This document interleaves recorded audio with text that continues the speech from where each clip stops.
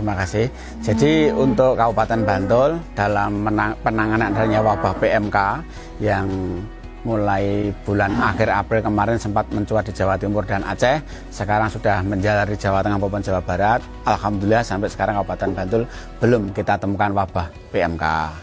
Tapi kita dari Kabupaten Bantul sudah antisipasi, kita membentuk Satgas penanganan kewaspadaan PMK yang melibatkan dari pihak kepolisian, dari pihak Satpol PP, dari pihak Kesbangpol, dari berbagai instansi termasuk BPBD. Kita mengantisipasi dan kita mengadakan pengawasan di kandang-kandang kelompok, di tempat-tempat penampungan ternak, karena kita tahu bahwa sebentar lagi kita Idul Adha di Kabupaten Bantul. Kalau Idul Adha itu untuk ternak sapi mencapai 7.000 ekor, untuk kambing domba 16.000 ekor. Jadi kita mengantisipasi jangan sampai nanti di Idul Adha ini akan banyak wabah di Kabupaten Bantul. Kami juga mempertegas bahwa Kabupaten Bantul tidak akan menerima ternak dari daerah-daerah yang kena terjangkit PMK, seperti daerah Jawa Timur. Kita lebih teliti lagi. Kita sudah membentuk tim URC di masing-masing Kapanewon yang dari Kabupaten Bantul, yang dikoordinatori oleh dokter-dokter hewan yang ada di Puskeswan. Ini mungkin salah satu bentuk kegiatan pada hari ini. Kami dengan pihak Polres Bantul, ada Pak Kasat Intel, ada Pak Kasat Binmas, ada Pak Kasat Lantas, ada Pak Kasat Reskrim. Kita bergerak bersama mewujudkan Bantul bebas dari PMK ke depan. Jadi nanti masyarakat Kabupaten Bantul tidak usah ragu-ragu untuk Idul Adha. Insya Allah ternak di Kabupaten Bantul sehat dari PMK. Tapi kita juga mengadakan pengawasan yang ketat karena Kabupaten Bantul salah satu kabupaten penyuplai kebutuhan daging DIY. 70% kebutuhan daging DIY dari Kabupaten Bantul. Ya, yang pertama mungkin kita bersinergi dengan dinas terkait virus ini. Perintah dari Kapolri sudah jelas, kita membackup. Kemudian untuk masyarakat yang menemukan atau mengetahui adanya informasi terkait PMK, baik itu penyakit di hewan ternak ataupun ada informasi daging yang terkontaminasi dengan PMK, dapat dilaporkan pertama ke dinas terkait, Dinas Ketahanan Pangan dan Pertanian, ataupun bisa menghubungi ke Polsek atau kantor kepolisian terdekat untuk kita lakukan cross check, kita lakukan antisipasi apakah itu benar atau hoax. Terima kasih. Dan kami juga melaksanakan desinfektan ke pasar-pasar hewan maupun di tempat-tempat penampungan ternak. Seperti kemarin kami dengan Polres juga mengadakan penyemprotan di Pasar Hewan Imogiri. Mungkin nanti hari Jumat kita dengan Pak Kapolres dan Pak Bupati juga akan melaksanakan penyemprotan di Pasar Hewan Imogiri. Karena Pasar Hewan Imogiri salah satu pasar terbesar di Bantul, di Jogja. Itu transaksi sapi itu untuk per hari bisa mencapai 700 sampai 800 ekor, termasuk kambing domba juga cukup besar, 800 sampai 900 ekor. Tiap pasaran. Ya. Baik, selamat pagi. Pada kesempatan pagi ini saya Dr. Hewan Titi Wahyaning Tias, saya bertugas di Puskeswan Sanden. Saat ini bersama Polres Bantul dan juga Dinas Ketahanan Pangan dan Pertanian dalam rangka pengawasan dan kewaspadaan terhadap penyakit mulut dan kuku di Bapak Budi, alamatnya Dagan Murtigading Sanden. Nah, sebagai informasi untuk kasus-kasus PMK yang saat ini mewabah di sekitar kita, tentunya akan menimbulkan banyak kerugian di sektor peternakan.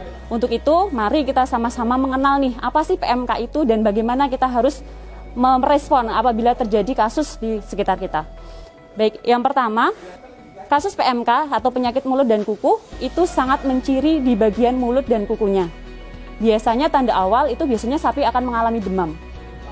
Tidak hanya sapi, jadi virus ini juga menyerang seluruh hewan yang dia berkaki belah, seperti kambing, domba, kemudian gajah, itu juga dapat berpotensi tertular oleh penyakit ini. Nah, pertama yang kita ketahui biasanya sapi itu tidak mau makan, kemudian demam. Demam biasanya kita cek melalui rektum, kemudian nanti suhunya di kisaran antara 40 sampai 41 derajat Celcius. Padahal normalnya sapi itu hanya sampai 39,2 derajat Celcius. Nah, setelah itu biasanya ketika panas itu tinggi dan adanya virus PMK menyebabkan lesi atau gejala berupa sariawan di bagian mulut, di bagian gusi, dan di bagian lidah. Terkadang lesi tersebut tidak hanya ditemukan di bagian mulut saja, akan tetapi juga ditemukan di bagian ambing atau puting. Jadi puting sapi itu juga biasanya ada gejala berupa lesi sariawan. Nah, pada kasus-kasus tertentu itu bisa menyebabkan gangguan di ekstremitas atau di bagian kaki karena virus itu juga menyerang di bagian kaki. Efeknya apa? Efeknya sama seperti luka yang awalnya melepuh kemudian akan pecah. Selanjutnya nanti akan bisa menimbulkan lepasnya kuku dari sapi. Jadi teracak itu akan mengalami pengelupasan sehingga sapi biasanya kalau kena PMK itu dia tidak bisa bangun, dia lebih banyak berbaring. Terus bagaimana kalau misalnya terjadi kasus seperti itu? Silahkan lapor. Lapornya bisa ke Puskeswan, kami dari Puskeswan Sanden yang wilayahnya paling dekat dengan kecamatan, atau bisa juga di tim URC. Jadi kita di kabupaten ada yang namanya tim URC, Unit Respon Cepat. Untuk wilayah Sanden itu saya, Titik. Kemudian di kabupaten itu ada dokter hewan nari. Jadi silahkan nanti Bapak Ibu bisa melakukan laporan tidak hanya ke Puskeswan tapi ke Dinas Ketahanan Pangan dan Pertanian, tepatnya di bidang peternakan dan kesehatan hewan. Silahkan ketika nanti sudah lapor kami akan berupaya untuk menindaklanjuti. Biasanya kami akan lihat di lapangan, kita pastikan gejalanya apakah ada arah ke PMK atau tidak. Kalau misalnya arahnya ke PMK, kami biasanya akan memanggil BB Vet Wates untuk nanti akan mengambil sampel.